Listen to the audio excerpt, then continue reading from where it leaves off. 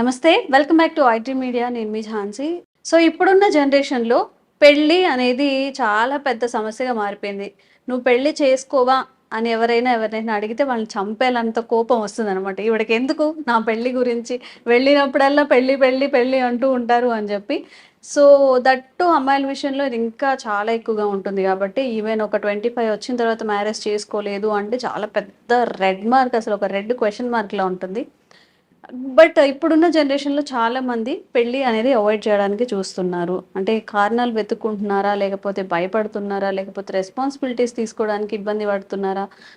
అంత క్యాపబుల్ అనుకుంటున్నారా? లేదా? అసలు ఎందుకు చేసుకోవాలండి పెళ్లి అని అడిగే వాళ్ళు కూడా ఉంటారు. సో, మీ క్వెషన్స్ అన్నిటికి కూడా ఈరోజు సమాధానం చెప్పే ప్రయత్నం చేస్తాం. ప్రస్తుతం మనతో ఉన్నారు కౌన్సిలింగ్ సైకాలజిస్ట్, ఇంకా ప్యాషనేట్ స్టోరీ టెల్లర్, అలాగే పేరెంటింగ్ కోచ్ శైలజ వాసంశెట్టి గారు. మాట్లాడేద్దాం. నమస్తే మ్యామ్. నమస్తే అమ్మా. సో, టగ్ వార్ అంటారు కదా! అలా అన్నమాట. మీ జనరేషన్‌కి, మా జనరేషన్‌కి ఎందుకు చేసుకోవాలి పెళ్లి? మేము ఎందుకు చేసుకోవాలి చెప్పండి? ఎందుకే అందరి రమణం తరపున పెళ్లి నేను ఎందుకే అడుగుతున్నాను. రమణమ్మ? యెస్. అదే. ఆ, తను చెప్తాడు కదా! ఆ పాటలో ఇంత చిట్టా చెప్తాడు. ఆ! ఉమ్. జాబ్ లేదు, అది లేదు, ఇది లేదు, ఇలా ఎందుకు చేసుకోవాలని. ఇప్పుడు అందరిలో అదే క్వెషన్. అసలు పెళ్లి అవసరమా అని చెప్పి. అంటే పెళ్లి వ్యవస్థ హ్మ్. ఎందుకు అవసరం అవుతుంది అంటే ఎమోషనల్ గా ఒకరి మీద ఒకరు డిపెండ్ అవ్వడానికి. హ్మ్. నాకు హ్మ్. ఎవరైనా ఒకళ్ళు నాకంటూ ఒకరు ఉన్నారు. ఉన్నారు అనే భావన. హ్మ్. కొట్టుకున్నా తిట్టుకున్నా హ్మ్. హ్మ్. మళ్ళీ హ్మ్. ఈవినింగ్ అయ్యేసరికి హ్మ్. వస్తాం, ఆ ప్లేస్కి ఇంటికే వస్తాం. హ్మ్. సో ఒకరితో ఒకళ్ళు, ఒకరి కోసం ఒకళ్ళు లాగా ఒక మనిషి. హ్మ్. అలాగే చట్టబద్ధమైన ఆస్తుల సంరక్షణ. మీరు ఎంతమందితో ఉన్నా, మీరు ఎంత ఆస్తి సంపాదించినా, హ్మ్. మీరు పెళ్ళి అనే లేబుల్ లేకుండా పిల్లల్ని కన్నారనుకోండి, హ్మ్. మీరు సంపాదించిన ఆస్తి అంతా ఎవరికి ఇస్తారు? హ్మ్. సో చట్టబద్ధమైన ఒక ఒడంబడిక అది. ఓకే.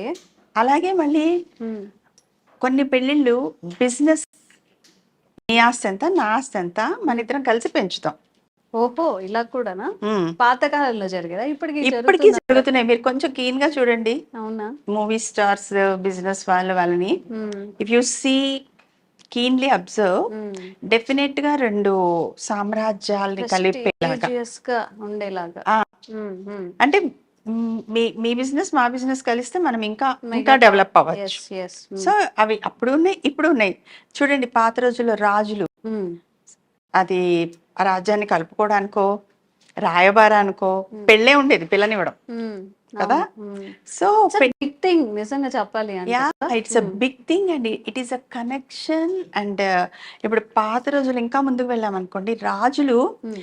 ఆ, మీకు డౌట్ రావచ్చు, ఏమండి రామాయణంలో రాముడికి ఒకటే భార్య కానీ దశరథుడికి ఎందుకు అంతమంది భార్యలు? హ్మ్. అప్పుడు ఎలా ఉండేది, వాటర్ హ్మ్. ఈ దేశం నుంచి ఆ దేశంలోకి రావాలంటే వాళ్ళకి సంబంధ బాంధవ్యాలు కావాలి. హ్మ్. సో ఆ ఇంటి అమ్మాయి మన ఇంటి కోడలు అయింది అనుకోండి, హ్మ్. ఈ అబ్బాయి ఏమవుతాడు, ఆ ఇంటికి అల్లుడు అవుతాడు. హ్మ్. మర్యాదక పూర్వకంగా గొడవలు పడకుండా నీరు సప్లై అవుతుంది. హుహు. ఓకే. రాకపోకలు హ్మ్. రాకపోకలు, వ్యాపారాలు అన్నీ కూడా సక్రమంగా జరుగుతాయి. హ్మ్. సో ఫస్ట్ ఎవరైనా యుద్ధానికి వస్తున్నారంటే పిల్లకి ఇష్టమా ఇష్టం లేదా లాంటిది ఏం లేదు, దానికి వయసు ఉందా వయసు లేదా కూడా చూసేవారు కాదు. హ్మ్. ముందు పిల్లని ఆఫర్ చేసి సంబంధం కలుపుకుంటే అక్కడ మర్యాద, ఈ ఇంటిని ఈ దేశపు అల్లుడిని నేను హ్మ్. అని చెప్పి అక్కడ అలయన్సెస్ అంటాం, సంబంధ బాంధవ్యాలు హ్మ్. స్థిరపడేవన్నమాట. హ్మ్. సో అలాగే ఆ దశరథుడి కాలంలో కూడా హ్మ్. మీరు కొంచెం వెనక్కి వెళ్ళి హిస్టరీ కనుక చూస్తే ఆ దేశాల మధ్యలో నీటి సరఫరాలకి వాటికి అంతరాయాలు రాకుండా హ్మ్. అలా చేసుకున్న మ్యారేజెస్, కొన్ని ఇష్టపడి చేసుకున్నవి హ్మ్. ఇలా ఉంటాయన్నమాట. హ్మ్. సో ఆ పెళ్ళి ఏంటి అంటే emotional support, mental support, physical support. ఆ ఫిజికల్లీ కూడా ఎవరితో పడితే వాళ్ళతో వెళ్ళడం అనేది హ్మ్. ఆటవికం, మళ్ళీ ఆటవికంలోకి వెళ్ళిపోతున్నట్టే కదా. హ్మ్. హ్మ్. ఎవరితో అంటే వాళ్ళతో వెళ్తాం, ఎవరితో అంటే వాళ్ళతో పిల్లల్ని కనడం. హ్మ్. సో అలా వెళ్ళిపోతుంది మళ్ళీ. హ్మ్. కాబట్టి తీసుకొచ్చి ఒకరికి ఒకరు కష్టమో నిష్ఠూరమో ఉండండి, కలిసి ఉండండి, హ్మ్. ఏర్పరచుకోండి ఒక బంధాన్ని. ప్లస్ మీకు పెళ్ళి ఇదివరకు ఎలా ఉండేదో తెలుసా, వాళ్ళ క్యాస్ట్లో పిల్లనే, వాళ్ళ దగ్గర రిలేషన్ పిల్లనే చేసుకునేవాళ్ళు, హ్మ్. వాళ్ళు ఊర్లోనే చేసుకునేవాళ్ళు. తర్వాత హ్మ్.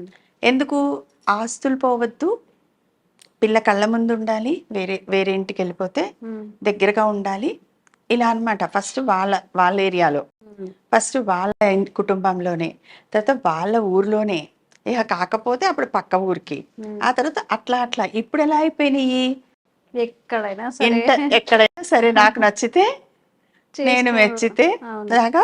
ఉమ్, ఉమ్, సో అది inter caste, inter religious, inter continental, international, um, ఏదైనా అయిపోయినాయి. అవును.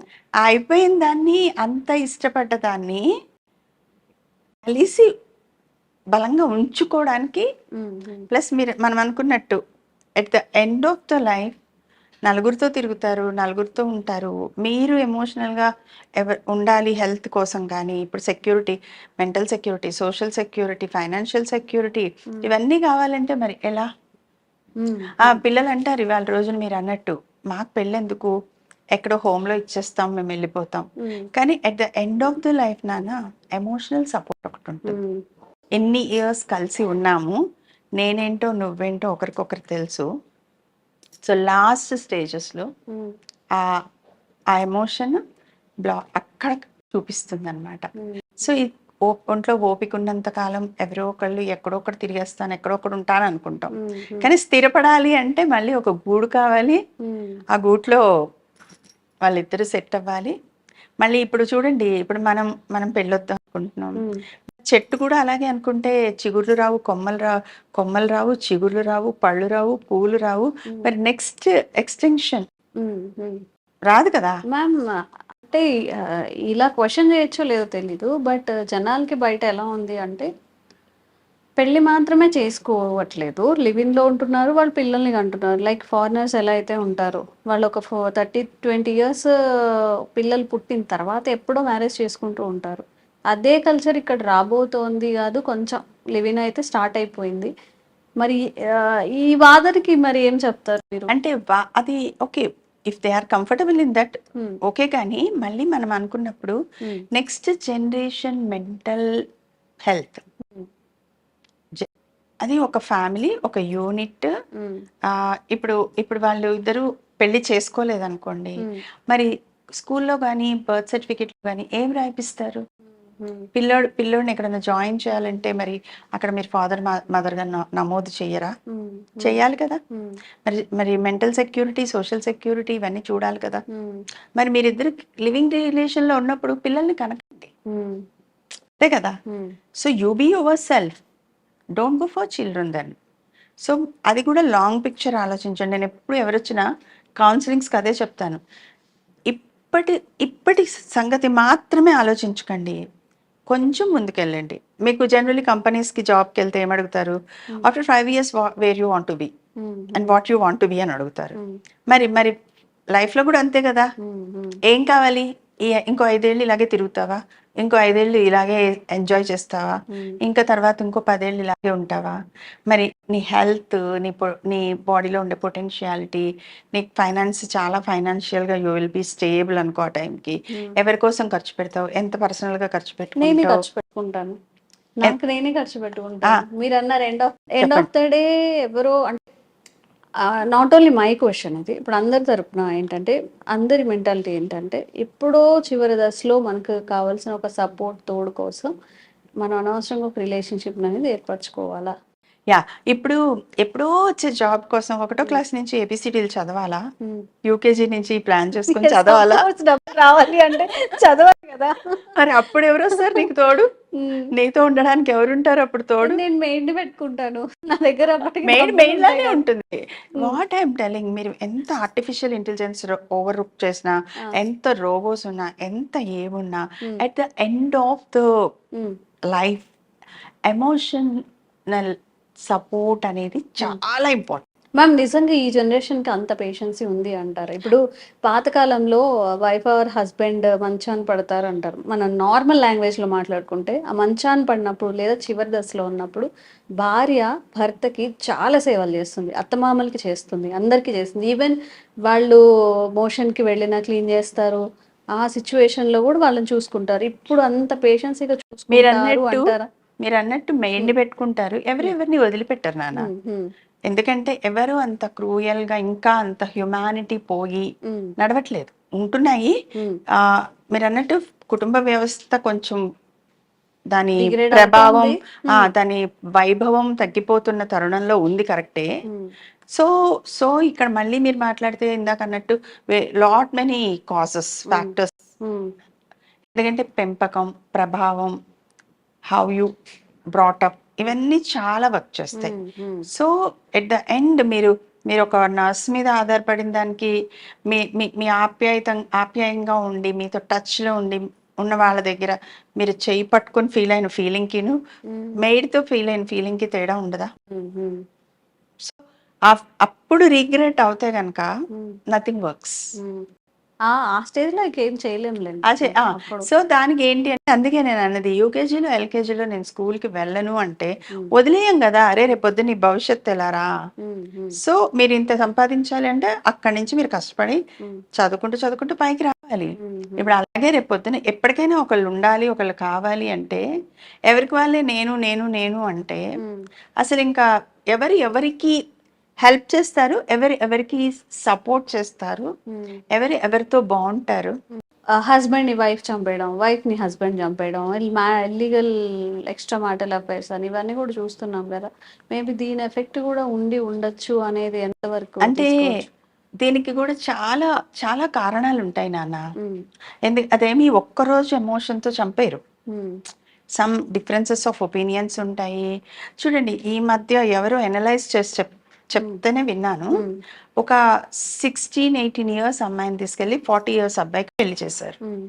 సో వాళ్ళిద్దరి మధ్యలో సెక్షువల్ కనెక్ట్ కానీ అవి ఎలా ఉన్నాయో మనకు తెలియదు. సో ఒక్కసారి భార్యాభర్త కలిసినా సరే ప్రెగ్నెన్సీ వచ్చే అవకాశం ఉంటుంది. అలా 1 or 2 times ఏమైనా కలిసినా లేకపోతే చాలా అప్పుడు కలిసినా కూడా పిల్లలు వస్తారు.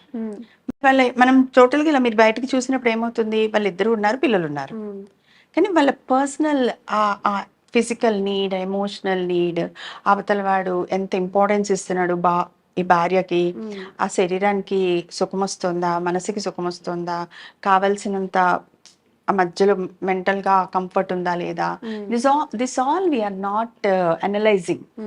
ఒక కేసు తీసుకుంటే పేపర్లో ఏమొస్తుంది, ప్రియుడితో కలిసి భర్తను చంపేసిన భార్య.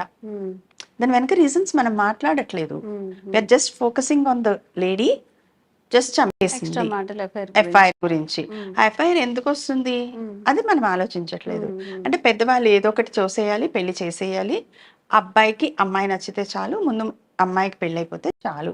సో ఆ కంపాటబిలిటీ అది ఉందా లేదా, వాళ్ళిద్దరి మధ్యలో అవన్నీ వస్తున్నాయా రావట్లేదా, we're not counting and we're not bothering about. So మరి అలాంటప్పుడు డిఫరెన్సెస్ వస్తాయి కదా. ఇప్పుడు భార్యాభర్తలు ఉంటారు, ఫైనాన్షియల్ అవండి కలిసి బాగవచ్చు, విలువిచ్చి ఇద్దరు కూర్చొని మాట్లాడుకుని ఇందులోంచి బయటకు రావచ్చు. కానీ అలా మాట్లాడుకుని అలా చేసుకునే ఫ్యామిలీస్ ఎన్ని ఉంటాయి. సో అక్కడ ఏమవుతుంది, వీళ్ళు చనిపోతున్నారు, పిల్లల్ని చంపేస్తున్నారు. ఎప్పుడు ఉన్నాయి ఇవన్నీ. ఇప్పుడు మీడియా, పేపరు మీకు చూడండి అదే స్క్రోలింగ్ నడుస్తూ ఉంటుంది. అదే చూడండి ఒక మంచి విషయం జరిగి ఎవరైనా ఒక మెడల్ తెచ్చుకున్నారు, ఒకళ్ళు 60th యానివర్సరీ చేసుకున్నారు అంటే మీరు స్క్రోల్ చేస్తారా వాళ్ళని? చెయ్యరు కదా. సో ఇక్కడ నుంచి చూడండి 60th యానివర్సరీ చేసుకున్న జంటలు ఉంటే స్క్రోల్ చేయండి వాళ్ళని. రేర్ గా దొరుకుతారేమో. ఏం లేదు, ఇంకా ఉన్నారు సమాజంలో, ఏం తగ్గలేదు. ఓకే, సో ఇదనమాట పెళ్ళి ఎందుకు చేసుకోవాలి అనే దాని మీద ఇంకా కూడా మనకి చాలా డౌట్స్ ఉంటాయి కదా. మీరు కామెంట్ చేయండి, మీరు ఫేస్ చేసినవి, మీరు ఫేస్ చేస్తున్న భయాలు, పెళ్ళి మీద మీకున్న అభిప్రాయం. నిజంగా ఇంకా ఏమైనా డౌట్స్ ఉన్నా కానీ కామెంట్స్ చేయండి, తప్పకుండా మనం మాట్లాడదాం. Thank you. వెల్కమ్ నా. One life lesson what medicine has taught you. Whatever you can do without expecting. But I really believe మన పాజిటివ్ యాటిట్యూడ్ ఉంటేనే మనం ఏదైనా సాధించగలం. గట్ని మనం కరెక్ట్ గా డీల్ చేసినట్లయితే అది మనకి పాజిటివ్ హార్మోన్స్ ని రిలీజ్ చేస్తుంది. షుగర్ వచ్చిన వాళ్ళ పరిస్థితి ఏంటి? పొట్ట దగ్గర పెరిగితే దాన్ని ఆండ్రాయిడ్ అంటారు, ఆండ్రాయిడ్ ఫోన్ కాదు. అసలు థాట్స్ ఎందుకు వస్తాయి? బ్రెయిన్ డెడ్ అంటే దానికి ప్రపంచం అంతా కూడా కొన్ని నిర్దిష్టమైనటువంటి లక్షణాలు. మానసికంగా ధైర్యంగా ఉంటే క్యాన్సర్ జయించవచ్చు. You are a doctor for a cause sir, అంతే. వాళ్ళకి వచ్చిన ఆదాయం కాకుండా ఫ్రీ సర్వీస్ ఎంతమందికో చేస్తారు.